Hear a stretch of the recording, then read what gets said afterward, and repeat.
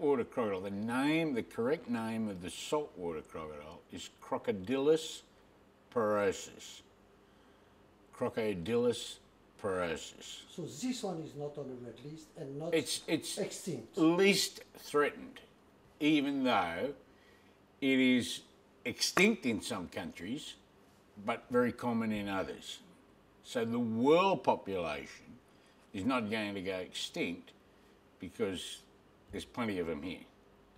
So it's not on the red list. The red list is really about species that are globally in danger of going extinct. When saltwater crocodiles were protected in the Northern Territory, they were scarce everywhere. They had been hunted for 26 years and you could fly all the rivers and not see one crocodile. There was concern that they would become extinct because they'd been hunted. Nobody cared really about crocodiles at that time. And there was maybe 3,000 left, maybe 500 adults hidden away in swamps and jungles that you never saw. They were endangered. What we know today is that crocodiles are really tenacious survivors. You can knock the population right down, but if you take the pressure off them, it's very difficult to make them actually extinct. You know, everyone likes to talk about extinction, but there's 23 species of crocodiles in 99 countries, and there's very few combinations of where extinction has occurred. They're tenacious survivors. You can push the population right down, but they don't necessarily go extinct that easily. So in one, enormous survivor. That's why they've survived. You know, that's why they've survived. The crocodiles, when the dinosaurs all went extinct 63 million years ago, most of the crocodilians died out too. There were many different types of crocodile. But the group that survived are clearly tenacious survivors, you know. They're an amazing animal. We've documented the recovery here, so we know exactly what happens. And so I started to work on them just as a biologist. I just wanted to get as much done as I could, then I thought I would move somewhere else and work on something else. But I didn't. I ended up staying with crocodiles because as they did start to come back, there were serious management problems, and I don't know, there were very few people had the sort of knowledge that I had at that time. In the hunting period, there were some wary adults hidden away that would have a successful nest, and 50 babies would come into the river. When the hunting period on, those babies would be collected. But when the hunting stopped, the babies were left there. So the first year you had a group of hatchlings, then you had a group of 1-year-olds, then you had a group of 2-year-olds, then you had a group of 3-year-olds. So you could see this coming along. But once you got to about 4-year-olds, that 4-year-olds started to interact with the young animals. So there was an immediate rate of increase like this, and it slowed down. And they just started to get bigger and bigger and bigger because crocodiles eat other crocodiles. That's what controls crocodiles, not the hunters. It's the crocodiles eating the other crocodiles. But I mean, everyone gets this all wrong. The biggest killers of crocodiles are other crocodiles. Well, you know, myself, I like crocodiles, so naturally I want to save them. But if you're asking whether humanity is really going to benefit from crocodiles, well, it's not really. Well, I mean, you know, if all the crocodiles disappeared tomorrow, nobody would notice, except the people that are making money out of them, you know. So it's a philosophical sort of issue, you know, a lot of that stuff it's a great story for the ignorant people in the cities, but I think myself that it's actually a lot of bullshit. That, sure, crocodiles are at the top of the food chain, but when the crocodiles were wiped out, nothing happened. There was no loss of crabs or, you know, the crocodiles are eating. We've got 1 ton of crocodiles per kilometre of river. Okay. So they are eating a lot of fish and crabs and other animals. And if there's no crocodiles, I presume, there's more fish and more other animals. Like, it's the top-end predator and all this stuff. But in reality, we have seen the situation here without crocodiles in 1971. And it was just as wonderful an environment as it is today. There's probably less barramundi and less crabs now because the crocs are eating so many. So I don't see, really, I could not see one serious impact of the crocodiles really being. That's my honest opinion as a biologist. Yeah, it won't change anything. You know, the conflict that goes on within the conservation movement between preservation and conservation is quite a serious one, because in conservation, people are trying to find mechanisms that allow other people to value wildlife. So, for example, sustainable hunting generates income, it's saving lots of animals. Our sustainable use programs for crocodiles. Now, on the preservation side, people are tending to say the only way that you can conserve animals is complete protection. No forms of use or value or anything other than aesthetic values. Doesn't matter if you're really hungry and your kids are starving to death, you've got to sit there and say, what a beautiful animal this is, and therefore I want to conserve it and watch my kids starve, because that's the preservation dogma. You are here. Yep. When the crocodiles in the north, when it was really obvious that they were recovering, by 1979, 1980, the crocodiles killed 2 people, they badly attacked 2 people, and they started tipping over a fishing boat, a tourist fishing boat. And the public turned against crocodiles. Up until then, it had been pure protection. But now it had worked. The crocodiles had recovered. And now the population was saying, okay, get rid of the crocodiles again. In tourism, it was reflected in farming, it was reflected in hunting, it was reflected in anything that could generate employment and money from crocodiles. We pushed.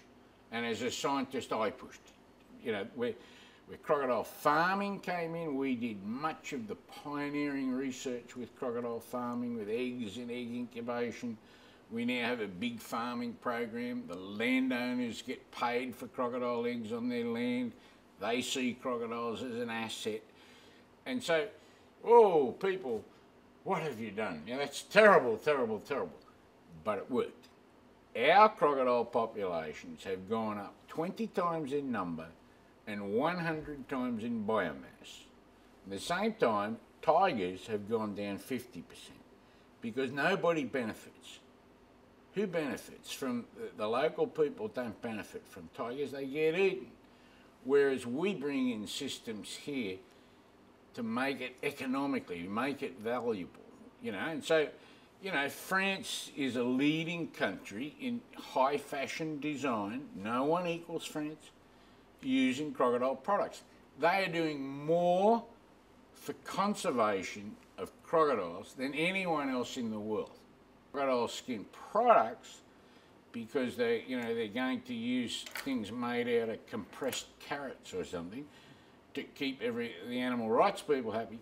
The whole crocodile conservation worldwide will collapse. Sure. So believe me, they are really leading the incentive program to conserve crocodiles. Yes. Yeah. One of the big things we have here is crocodile farming, okay? Now people say, oh, you want to breed the animals in captivity. I say, no. We want to collect them from the wild and pay the landowner for the eggs. So we don't want to breed them from the wild. We want the nesting habitat to be valuable to the landowners. So now, for something like since 1982, we have an egg collection program that goes out, the landowners get the permits and they get people and they get paid for the eggs and we collected them. So yesterday I was out in a helicopter marking nests, and today they're out collecting the eggs and bringing them back, and tomorrow they're going to collect eggs and bring them back, and then all the eggs will be, you know, washed and cleaned and packed away. What has increased, and they move around the coast. Of course, there's more and more crocs move into Darwin Harbour. Now, when you're trying to increase the value of an animal, you've got to do two things. You've got to do positive things, like make them economically valuable, but you've also got to reduce negative values, like crocodile attacks on people. And so Darwin Harbour long ago was declared an area in which any crocodile in there would be taken out. But they keep swimming in every year. So the rangers have the job setting traps to catch the crocs coming in. Those crocs go out into farms or they get killed in the abattoir and used, and that program is ongoing. Otherwise you will have, if you have an attack on, say, a tourist on a beach, everyone will turn against crocodiles. Everyone will demand it. Consider myself primarily a biologist. You know, an aeroplane that says you've got to fill out the form, what is your occupation? And I put biologist. Now, because we're a small town, I have to wear many hats, you know, so I'm private because there was no university here when I started, and so I operate this. I'm also on various things with the government. I'm on various boards. I'm the director of the Environment Protection Agency, the chairman. So I'm chairman of the IUC of what we have achieved. You know, we had to fight everybody to implement the program we implemented. The world thought we were wrong. And we fought and we fought. We fought the IUCN, we fought CITES, we fought the Australian government, we fought everybody, and we won. We have recovered our crocodile populations. Right? These are a big and serious predator. Line up all the other developed countries that have brought back their predators back to their original numbers. So, Professor, what do you think about this? Well, it's probably right that some of these big crocodiles, at night time, these guys were sleeping in the boat. The back of the engine was warm, and so the crocodile probably thought it was the head of a buffalo or the head of a pig or something like that. The guys were snoring in the boat, and they would have heard that and come in to investigate. So this is the type of thing that happens, unfortunately. So conservation think you can sugarcoat everything. You can make everything look, well, crocodiles are not really dangerous, but they are dangerous.